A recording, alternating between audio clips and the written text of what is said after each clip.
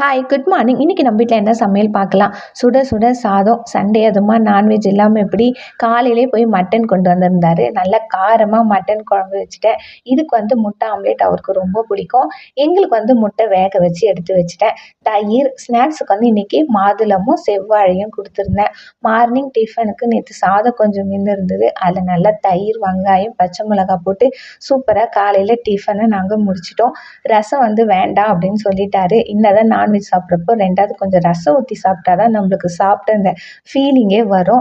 இப்போல்லாம் ரசம் சாப்பிட்றதுக்கு ரொம்ப கஷ்டப்படுறாரு. ஆனால் அடிக்கடிக்க சொல்லுவார், எங்கள் அம்மா டெய்லி ரசம் வைப்பாங்க அப்படின்னு சொல்லிட்டு. மட்டன் சிக்கன் சாப்பிட்டு போர் அடிச்சது, நான் மீன் வேணும் அப்படின்னு கேட்டிருந்தேன்.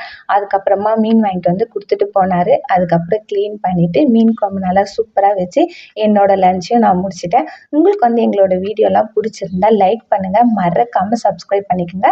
நாளைக்கு இன்னொரு வீடியோவில் பார்க்கலாம். பாய்.